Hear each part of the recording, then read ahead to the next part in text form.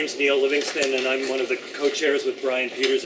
We're here to announce this morning that we're prepared to take legal action and have, in fact, commenced the process to take legal action against the Minister of Environment for issuing the authority for Petroworth to drill at Lake Ainslie. And we're very pleased to be able to do this for a number of reasons. There's very strong opposition to this in the community, and I'll detail some of the legal parts of that after Brian gives a general introduction. Perhaps we could start by introducing the other people at the table. There's Marilyn McDonald. She's actually owns this facility, but also is a resident on Lake Ainslie and very involved in the issue. Robert Parkins is in the middle here. Is a resident adjacent to the proposed drill site. Maria Cody is the treasurer of the Margaree Environment Association. And as Neil mentioned, he and I are co-chairs of the Margaree Environment Association. The Margaree Environmental Association got involved in the issue of oil and gas development within the watershed of the Lake Ainslie Margaree River system more than a year ago. And in the process of our involvement, we've had many communications with both the executive of MEA as well as its membership, with the Minister of Environment, with the Department of Environment, and with Petroworth, the proponent for this oil well. And we have had little or no response to our questions and our concerns, and our concerns are quite widespread and deep. The Margaree Lake Ainslie system is a Canadian Heritage River system. The watershed comprises approximately 12% of Cape Breton Island. It's a significant area, and all of this area is under lease to Petroworth for a total of 385 acres. 1,000 acres. Sorry. Our concerns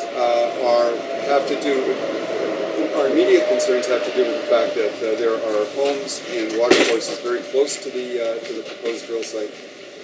We feel that the minister and his department have failed to appreciate the proximity of these features, and the fact that the province has little or no appropriate guidelines to control development, such development, in relationship to proximity to moving water and to people's lives.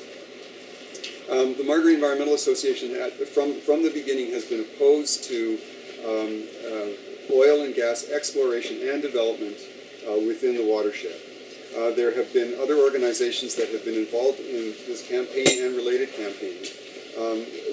Many organizations and the media in particular have been focusing on fracking, and we want to make it clear that our concern is not, we are not saying that drilling is okay and fracking is bad, as was reported on CBC this morning. Actually, what we are saying is that no oil and gas exploration or development should occur within the watershed. This has been consistent. We have not received response from the Minister of Environment. We're not involved in feeding into the approval process, which we feel is fair in considering the process of approval, and that's another of our challenges, is the fact that the Minister failed to acknowledge our stake in this proposed development. So I think that's about all I wanted to say, just background as far as our involvement with this. And next we were going to have, Maria, you were going to talk about... I think I was going to go next. Oh, I'm sorry, Neil. I'm sorry.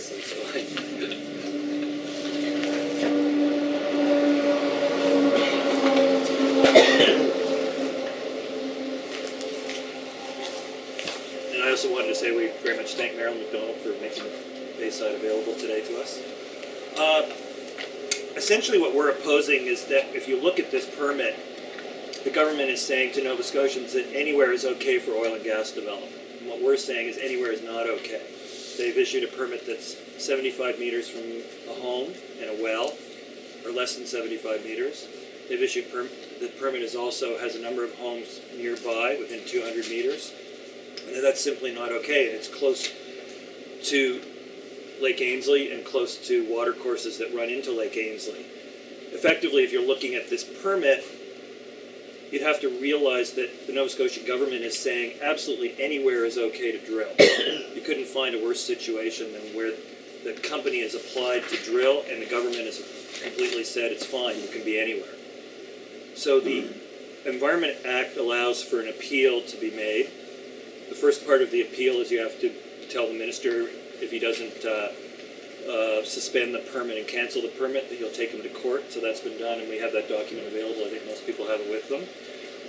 And we've told the minister on page 2 of that letter from Derek Simon at Birch Hills that we want him to suspend the permit.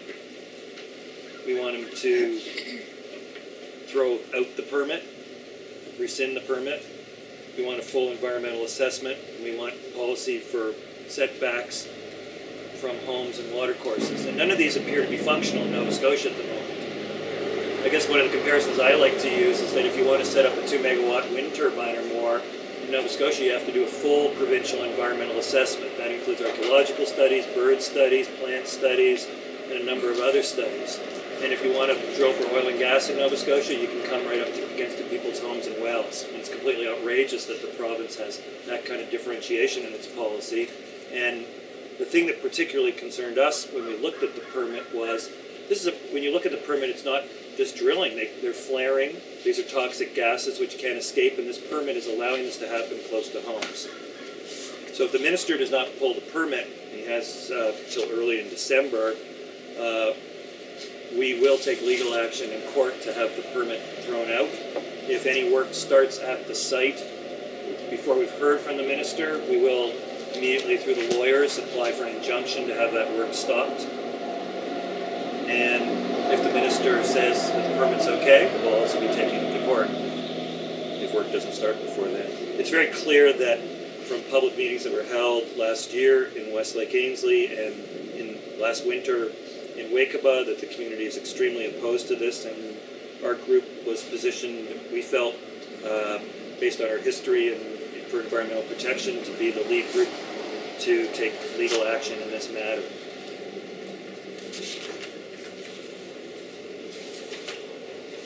Maria?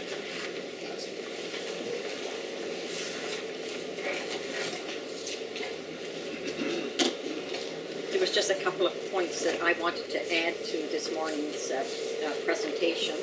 Is that as the treasurer of the Margaree Environment Association, I think the rate at which donations are coming into the Margaree Environment Association would certainly indicate widespread desire by ordinary citizens living that will be affected one way or another. The funds that are flowing indicate to me that there's widespread support for MEA's action. And the first step, which is our letter of legal appeal, is already completely paid for that, and we have commitments to just about cover the outside cost of an injunction.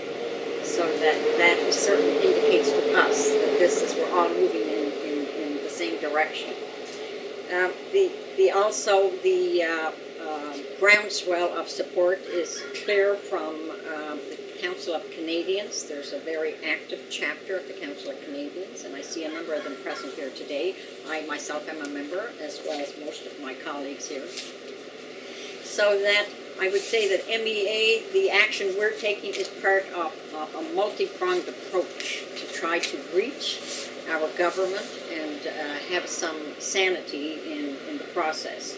Having said that, the last thing I wanted to say was that as a candidate some time ago for the New Democratic Party of Nova Scotia, I'm immensely and intensely disappointed when the New Democratic Party of Nova Scotia was elected with a majority. Who would have thought that we are where we are today, fighting with this government to listen to the people? They call themselves the People Party.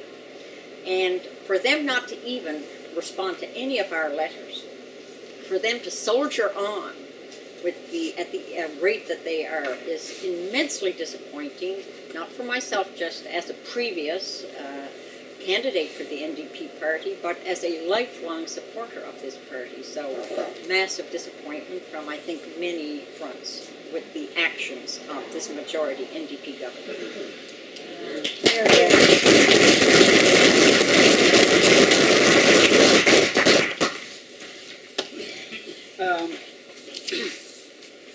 Most people know me. I've been doing this now for over a year. Most of the points that I originally had have been covered by my fellow members here. The issue that I mainly have is that, I guess more than one issue. My stance has always been no oil or gas exploration or production in Lake Ainslie watershed. I've said this from day one, and I will continue saying this.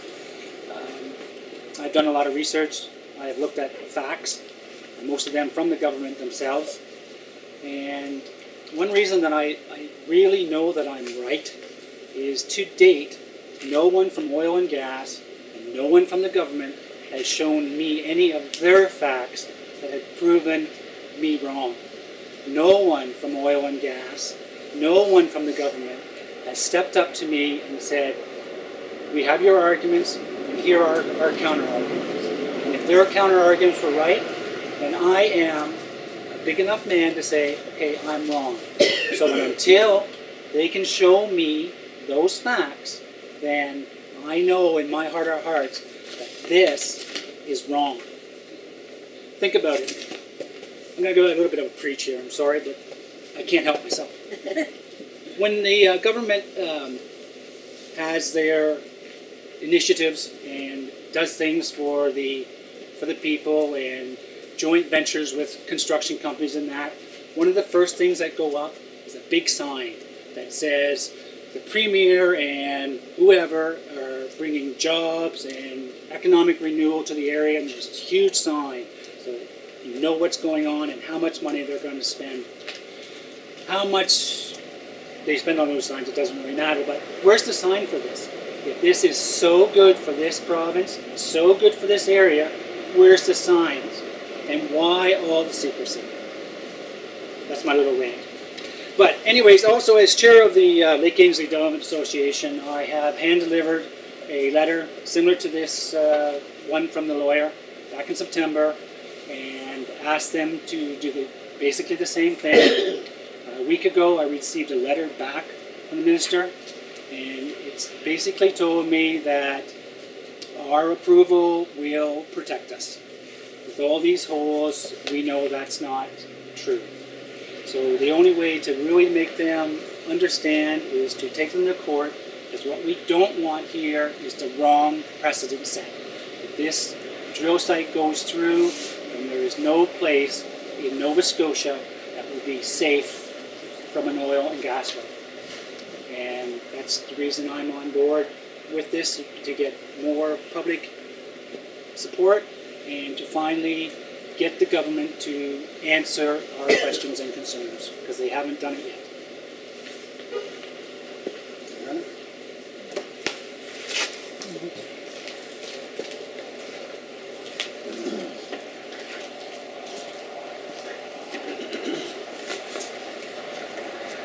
Most of you know me because my family and I have lived in this community for a long, long time. Working on our eighth generation in the Ainslie block. So to say we have a vested interest in this community would be an understatement. We live here. This is our place. I was born and brought up at Head Lake. Now migrated to East Lake. I lived away enough to know that this is a very special place. We have things here that many people in the world aspire to, envy, desire to have. Lots of days I look out my window and I see what I think is a picture from a calendar. And we live here. How grateful are we? A year ago, when this issue came forth, more than a year, in my mind, it started, I kind of dismissed it because I thought, this is insane. This will never happen. This is totally ridiculous. But when the permits were issued and coming close to be issued, I thought to myself, name of God, it is happening. I can't believe it. So I couldn't not become involved and start to try and help move against this. insanity is it to look at this sort of development beside the largest freshwater lake in Nova Scotia, which is worth way more. Water is worth way more than oil today. This is a resource for ourselves and for our future. As a community, we don't support this. There's a lot of risks. We stand to risk a lot here. The quality of our water. We stand to lose the air quality, the quality of our roads. It's going to be lots of fun to be driving around that lake with those big trucks rumbling down the road carrying toxic chemicals to and from this site, won't it? Our lifestyle here. It's a nice place to live, Lake Ainslie. We're doing just fine. We don't really need this. We weren't even asked if we wanted it. The benefits, I think the benefits are being very misrepresented by the people who are propagating this as a viable industry, and that's something that is going to bring lots of jobs to us and really have a positive influence on our economy here. I do not believe that. I do not believe that because I have asked the questions and I look at the economy of it. I'm a business person. I look at things through a business filter. I don't think this makes good sense for us. Not at all. I think there's a lot of economic initiatives that have happened here in Nova Scotia and here in Cape Breton over the last many years around using the strengths that we have within our community to make it a better economic place to live. And I think that we're just getting our jive going. We have tourism, we have culture. There's a big conversation back 20 years ago, 20, 25 years ago, but whether or not our culture is for sale.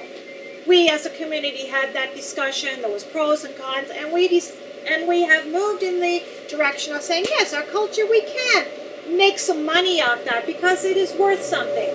Celtic Colors is a fine example. We proudly host something that features our culture, and it has brought a lot of money into our area.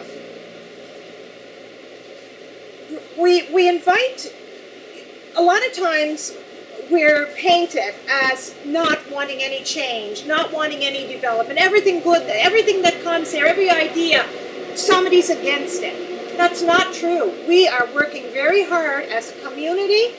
Even our municipality is working on some stuff, and certainly places like Cape Breton Partnership, there's a lot of work being done to invite companies here and start businesses that fit with our lifestyle here in Cape Breton. I and my husband Gerald moved back from Alberta many years ago and started this business. We've invested into this community. This kind of business is a good fit here. Rebecca and Robert have invested into this community. Neil has invested in the community. Now, the people in this audience here today, they've invested into this community because it supports the kind of lifestyle and development that we see is a good fit for where we live and the lifestyle that we have here. How can a government call this place the most and support and encourage the kind of businesses that support us as being the most beautiful island in the north of America, and at the same time, out of this other side of their mouth, talk about having a business that would totally undermine that? It wouldn't be too damn beautiful here if everybody is driving along and there's a bunch of wellheads all over the countryside and the air is toxic, and like that poor gentleman from Texas, from Dish, Texas, says, well, we used to like spending time outside, but now the air quality is really so bad that, well, we can't really be outside all that much. You know, those risks are real. Those things have happened in other places. And yes, people who propagate this as a viable industry will say, well, you know, that only happens some of the time. It's not always that bad. Well, are we really willing to take the risk and lose the things that we have developed here and have the potential for development? I'm not. Not at all. I hold that Department of Environment accountable to pay attention to this issue, to pay attention to us. They need to listen to us. To date, they haven't. I think it's ludicrous that a department of the government will spend more time and more energy to develop a policy that makes an ice cream burn dumping their wastewater, you know, in the ditch behind them or out behind their door illegal. That's now illegal. You can't do that when you own a little ice cream burn. But yet, it's quite okay, without any environmental assessment, to go ahead and look at a development on the side of the largest freshwater lake in Nova Scotia. That's ludicrous.